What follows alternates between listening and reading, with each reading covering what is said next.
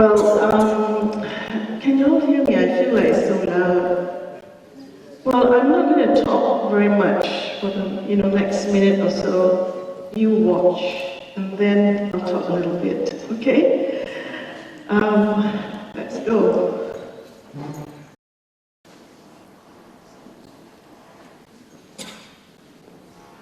31 babies were dumped and only 10 survived. This is just a tip of the iceberg. You can just imagine how many more babies and fetuses have been destroyed, basically.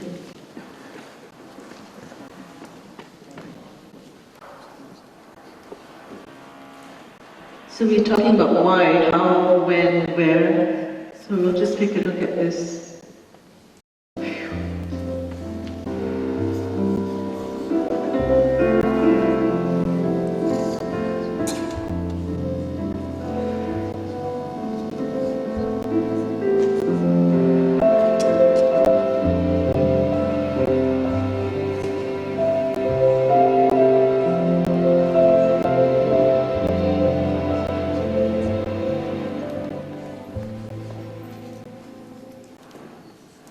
OphanCare. Now, we've seen the effects, some of the effects just now, of what happens when there is an unwanted pregnancy. And then we all wonder, what are the causes? I think all of us know what the causes are. We just don't talk about it. So if you look at I'm just going to touch on 3 basic issues, and we will not discuss it in detail because it's so wide and subjective. But I would like all of you to go look at all the reasons and then take home with you and think about it. So we're talking about values, human values, our values.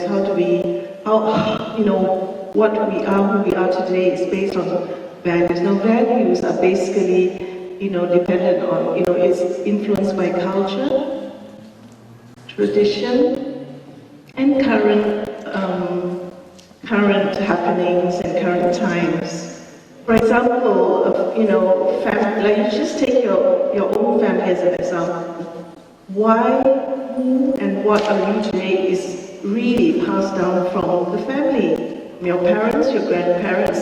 So culture and tradition have a lot to do with our values. But on the other hand, you've got families who really want to discard, old trends, and so they will adopt their own, trends, the current thinking, and what they like and what they don't. So they teach it to their children. So this is one item. Now, same thing with parenting.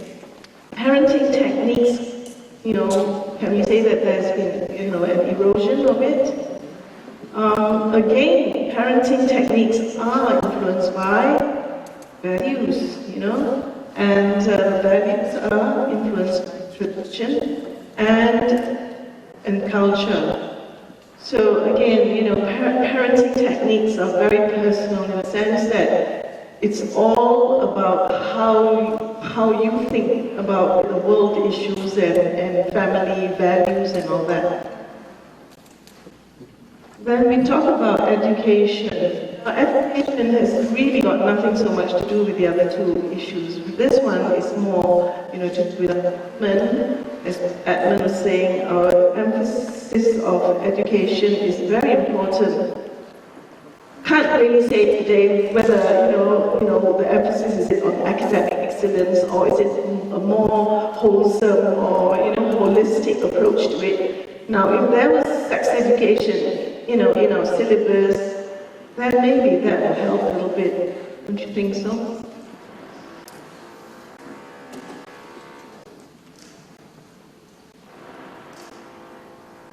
So the effects you saw a little bit, but now we will talk a little bit about,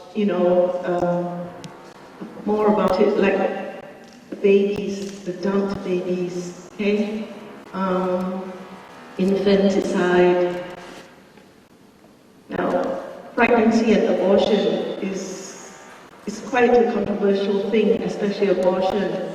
But, you know, I'd like to share with you some figures.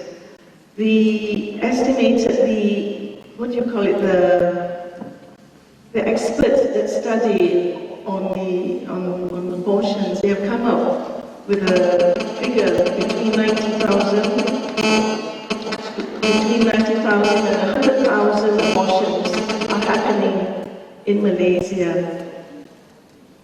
Of all the pregnancies that's happening, 40% are not planned, and 1/3 of these pregnancies end up in induced abortion. Just imagine that. 90,000 to 100,000 abortions in Malaysia.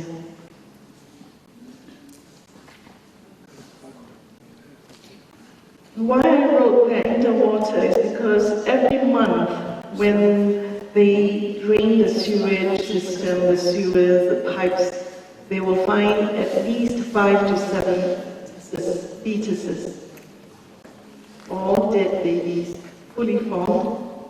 They find it in the sewage pipe.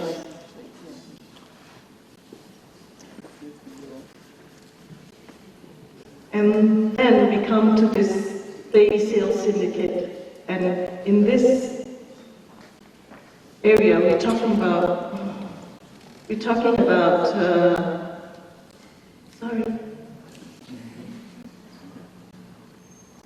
syndicate, private or institutional.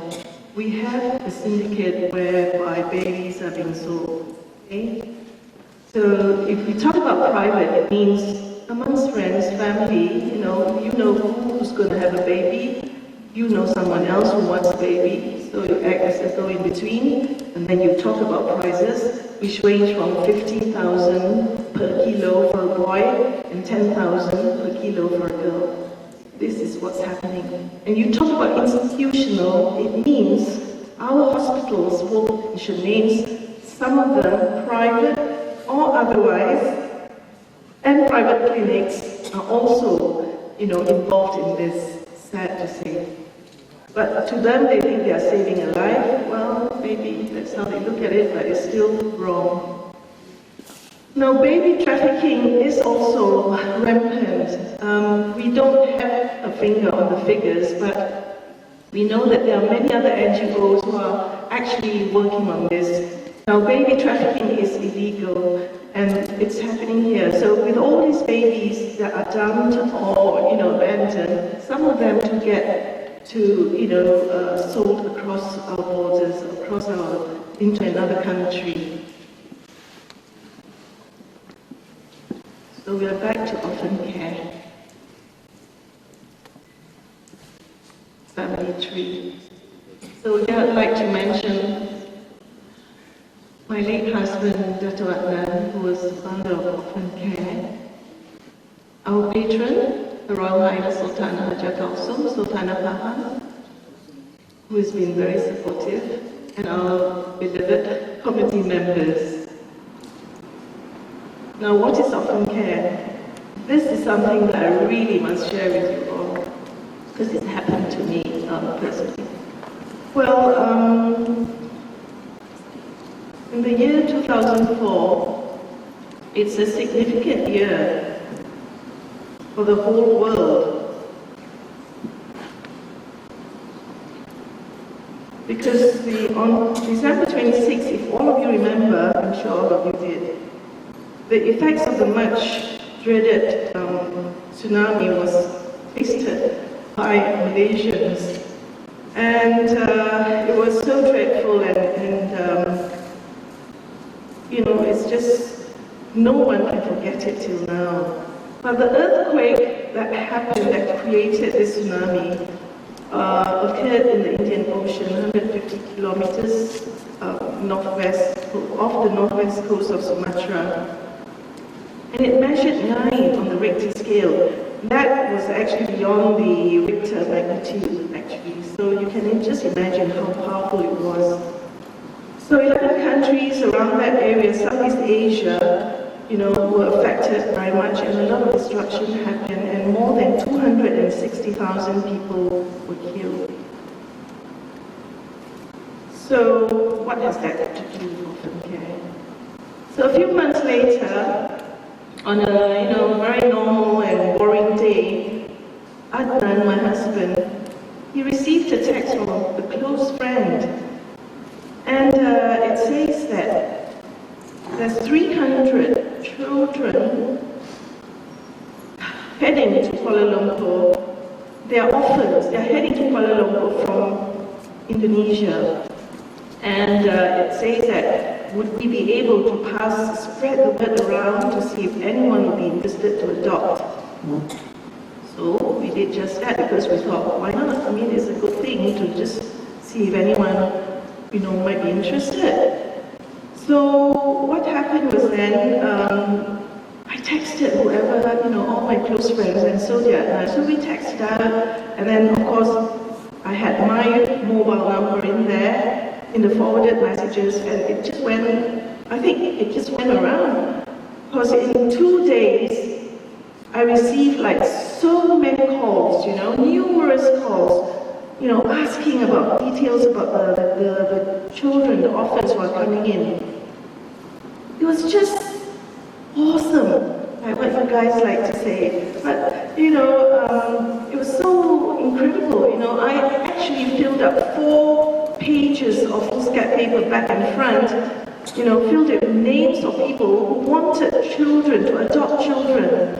And some were asking for have you got any siblings? They thought that I was actually trying to sell them the children. So they said, have you got siblings, And I'd prefer a boy or a girl, and I like bigger children. So I told them, no, I don't do that. No, I'm just, trying to find out, putting out the feelers if any one of you might be interested. So I don't have the details yet. So with that, it went on for the next few days, and what happened was, one fine day, the hullabaloo of all this busyness of writing names down, I got this call from a lady, a French-sounding, speaking lady, she sounded like French. So I thought, oh, a foreigner wanting to adopt a child, so I said, it was my happy self. And she asked me all the questions about who they are, where they are from, and then she asked me, are you aware that what you're doing, the law behind what you're doing, are you aware of that? And I said, what law? And then she said, are you aware that what you're doing is illegal? So I retorted, I said, what do you mean? I said, I'm just trying to get names now of people who are interested to adopt. And what's wrong with that? So I said, who are you anyway? And she says, I'm from UNICEF. She hung up. So I said, I shrugged my shoulders and said, so UNICEF, what's all that? So I was just telling my husband, and then after that, we just carried on because there were so many calls coming in still. So anyway, what happened was this whole bubble of excitement and what do you call it, the puzzlement was burst suddenly when I got a call from a gentleman, a police inspector, and he says very calmly that I, my husband, and whoever would have to go to Bukit Aman police headquarters to assist them in their investigations. So, my mind was, oh my God, Bukit Aman, flashes of black eyes and all that, So anyway, we went, and we were there for many hours, and my husband and I and the close friend, we were all interrogated in different rooms, obviously, to later on to see if our stories matched. So we tried to, tell them that, convince them that, look, we have no contact with any sinister parties from Indonesia. All we did was to, we received a text, and we just did what it was to, find out if there are people interested in adopting. I mean, what could go wrong in passing a seemingly good message? So after that episode, Adnan was so taken in with the whole, what had happened, and he was just asking, why? Indonesian children? Why are people wanting to adopt? Why are Malaysians wanting to adopt Indonesian children? What about our Malaysian children, the orphans? So between 2005 and 2007, he did a lot of research on Malaysian orphans, and he consulted the relevant authorities and the Ministry of, Datuk Shahrizad's ministry then, Ministry of Women, Family and Community Development. And he threw his ideas to all of us as friends, family and myself. And finally in 2008, OphanCare was registered as an NGO, and an MOU was signed between us and the ministry. And there you are, OphanCare was born, and our objectives, are, number one, to encourage the adoption of orphans currently placed in orphanages and shelter homes, and number two, that we want to set up baby hatch. So we will continue on here. Now, OphanCare was set up, of course, based on the two objectives, two beliefs, and one, just to reiterate that children who are orphans many children are languishing in orphanages nationwide. None of you probably know that. Maybe admin knows a little. We believe that they should be placed in the care of living families.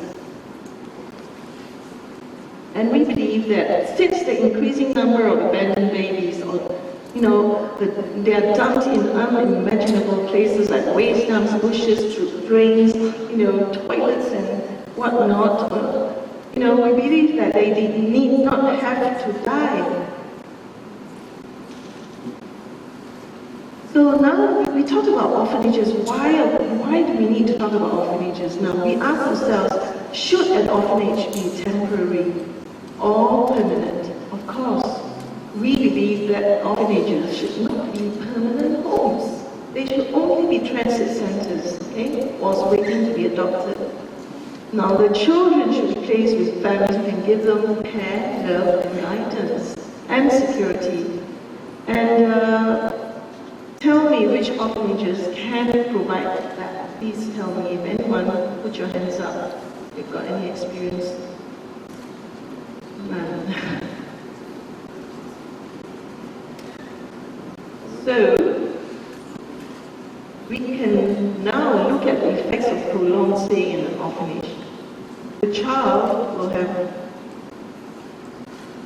lack of confidence, and they are inhibited socially, mentally, emotionally, psychologically.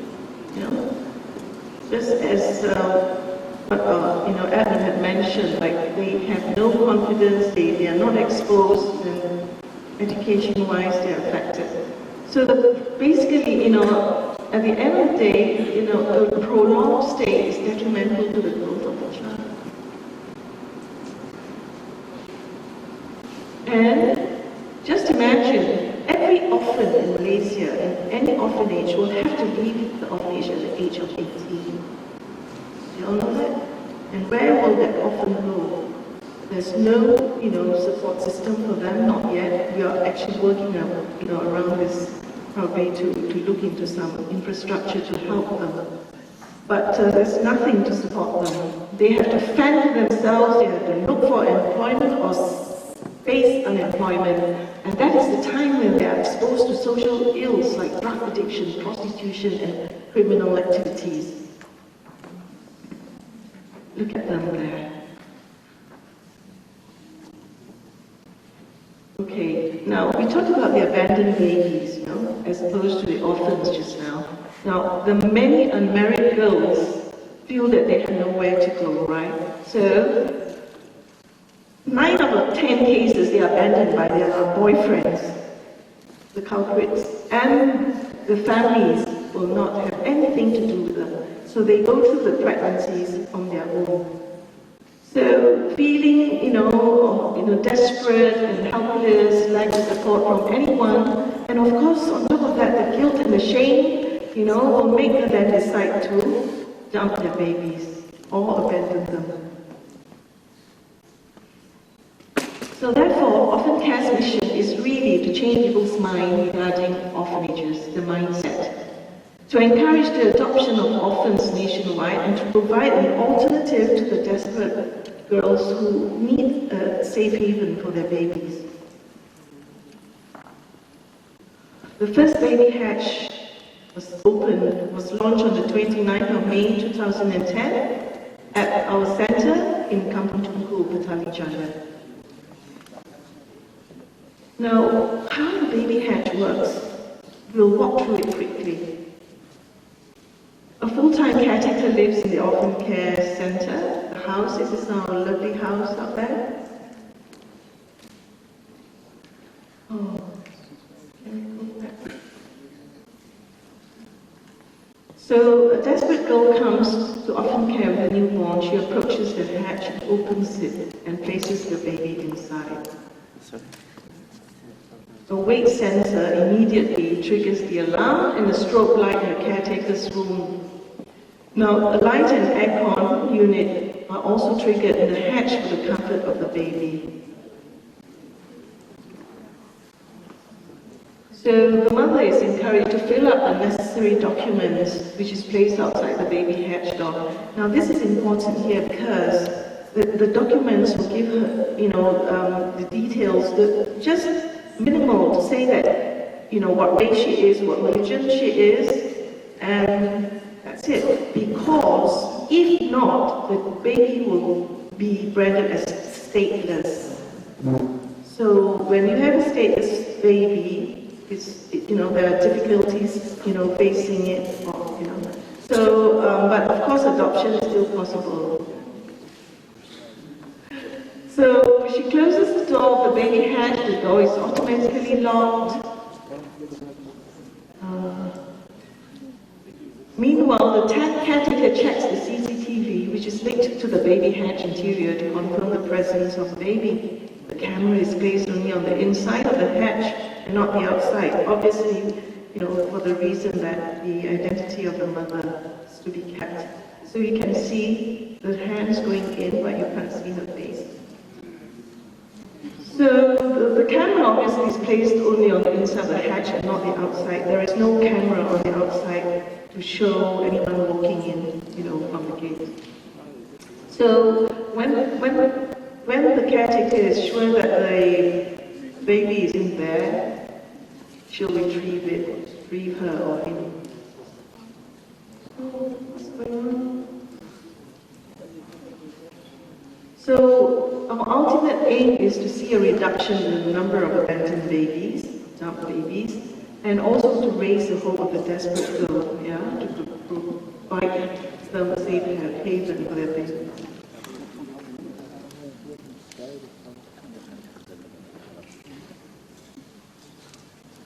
Now, our work includes encouraging couples and families to adopt all the children, ages 4 and above.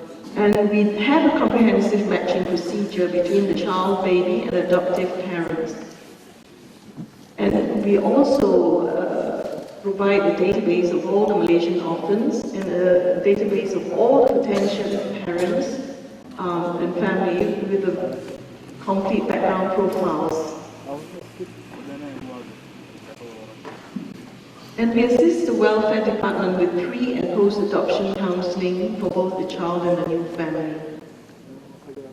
So far achievements have been, we've placed 11 older children with families, 70 abandoned babies have been adopted through OphanCare, and currently our database of parents waiting to adopt babies, as well as older children, stands at 2,600.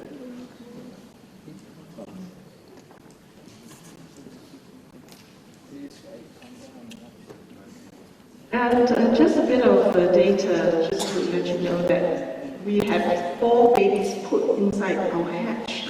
The first one was on the 26th of June 2010, and on the 6th of July, he was adopted. The second one, 12th September 2010, 23rd September, she went home, and the third on the 18th of June, and she went back on the 4th of August, and the 4th, 27th of November, and she went on 5th of January. So how can you help us? Please join us as a volunteer. Please donate generously towards our cause. And the most important thing is to talk about us. Tell anyone and everyone you know about OphanCare.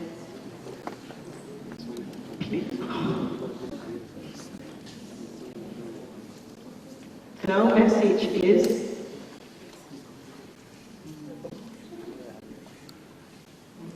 every child needs a family. It's not there. Sorry.